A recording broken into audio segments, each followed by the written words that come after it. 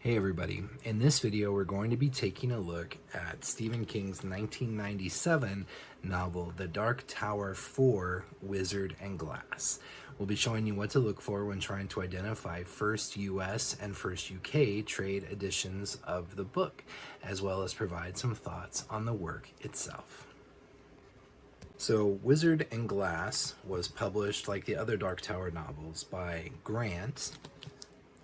And this is the first trade edition. This is the unique jacket artwork. If you have this jacket, then you have the first US trade edition. It was published in a print run of just 40,000 copies. A year later, Stephen King's first novel, Bag of Bones, published by Scribner, was released in a first edition print run of 1.4 million copies. So it just goes to provide some context as to how much more limited this book really was, while still being a massive numbers for a small press. It was just a drop in the bucket compared to the other books that Stephen King was releasing around the same time. So, Bag of Bones, so for comparison, Bag of Bones was $28, and the year before, Wizard and Glass from Grant, inside the front cover, looked for a price of $45. So it was far more limited in the number of copies that were published, and it was also quite a bit more expensive at $45. But for that, you get a heavy, high-quality book, just a big book with a lot going on. But on the copyright page, it clearly states first edition. Underneath the jacket, look for black cloth covered all around unified look, black on the boards, black on the spine, lettering in gold. Like all the Dark Tower first trade edition hardcovers, Wizard and Glass is illustrated. Wizard and Glass is illustrated by Dave McKean, who provides some very unique and interesting and evocative artwork for Wizard and Glass.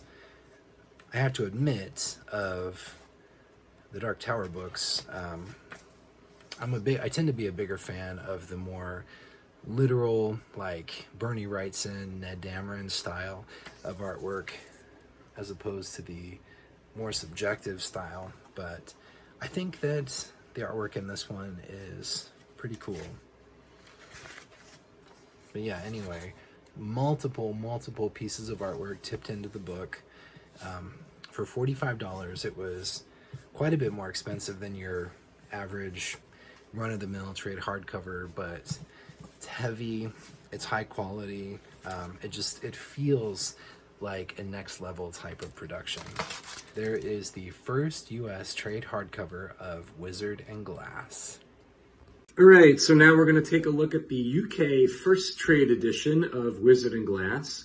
The book was published by Hodder and Stoughton in 1997 in the UK as a trade hardcover. This is the book, and really not too much to say about it. It's a typical trade hardcover edition.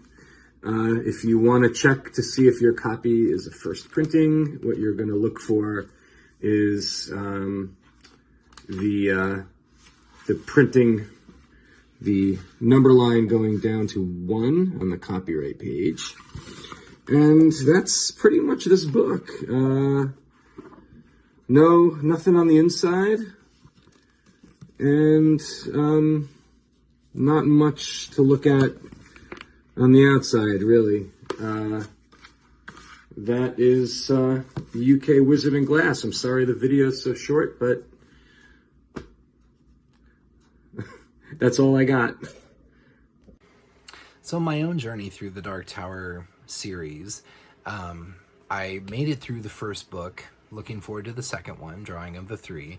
And Drawing of the Three I absolutely adored. It's still probably my favorite of the series, with a qualification, which I will get to in just a little bit. And then the third book, The Wastelands, I just found to be a real slog.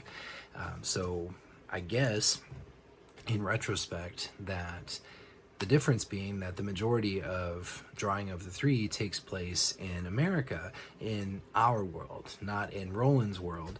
And The Wastelands takes place overwhelmingly, although it does have some content that takes place in New York City in America, it has a lot more content that takes place in Roland's world. And I just didn't find that as engaging as I was hoping. And so I took a little bit of a break after Wastelands, even though it ends on a cliffhanger, which I found, and I think a lot of other people found incredibly annoying, especially people who were reading the books as they were being released. There's stories of little old ladies, grandmas, writing Stephen King letters and just saying, you can tell me how it ends, tell me what happens, does he find the Dark Tower? I won't tell anybody, but I'm about to die and I'm afraid I won't be around to see the end. And there was a gap of 6 years between Wastelands and Wizard and Glass. So 6 years is a long time for a cliffhanger to be hanging out there. And Wizard and Glass does pick up like right where Wastelands left off and resolve all of that business with Blaine the Mono, which is good. But still, it had more of a Wastelands vibe, and I was thinking, man, this is one long ass book, and I was just thinking, I don't know if I'm gonna make it through this. As much of a Stephen King fan as I was ready to admit to myself that maybe the Dark Tower series was just not my thing. And then I suffered a personal catastrophe around the time that I had begun reading Wizard and Glass, and I was in a relationship, my first serious relationship, and it ended around the time that I started with Wizard and Glass. And I was pretty devastated. I was all like, the first cut is the deepest, right? So it was my first relationship. It ended. My whole world fell apart. Of course, in retrospect and in hindsight, I see things much more clearly. But at the time, I was just devastated. And I put Wizard and Glass aside, and I poured my heart out in just a terrible, terrible blog, just word vomit out all my feelings and all this crap into a blog. And then eventually, as I was trying to move forward with my life, I went back to Wizard and Glass, and so it's one of the longest books in the whole series, and most of it takes place in the past as a flashback. And at the heart of Wizard and Glass is a love story, and it's the story of Roland and Susan Delgado, and it's mentioned earlier in the series. Susan is mentioned, and it's mentioned that their relationship did not have a happy conclusion. So much like the feeling I got when I watched Titanic, and I got really involved in Jack and Rose's relationship. In the back of my mind, I was like, this isn't going to end well, because you know how the story ends. And I had that sense of foreboding in Wizard and Glass as well. And then initially I was frustrated, because I was like, okay, so the entire forward momentum of the series just kind of stops. So Roland, we can learn all of this backstory about Roland, but man, what an amazing backstory it is. And I spent hours every day reading the novel, and there was something healing, something cathartic inside of me about Roland and Susan's love affair, their doomed love affair. And I found the book ultimately, tears in my eyes, I'm sobbing. It is without a doubt, one of the most beautiful and romantic and tragic novels that Stephen King has ever written. And I think I was especially open to that aspect of it at that time in my life because of the relationship drama that I had been going through. But so when I say that Drawing of the Three is my favorite, with a caveat, with a qualification, the qualification is that I think Wizard and Glass is the best of the series. Drawing of the Three is still my favorite, but Wizard and Glass is the best, not just of the Dark Tower series, but in Stephen King's entire bibliography. Wizard and Glass is way up there. It's the best, most heart-rending, thoroughly engaging, exciting romantic love stories that Stephen King has ever committed to the page. And in the end, even though it doesn't do much to move the series forward, the characters take on so much more resonance and depth for all of his daring do and for all of his power. Roland in the first 3 books of the series is, I'm not going to say one-dimensional, but he's a little bit one-dimensional. You don't know much about him. And then after book 4, you know all the things about Roland and his history and his backstory and how he came to be a gunslinger in the first place and all of the trials and tribulations.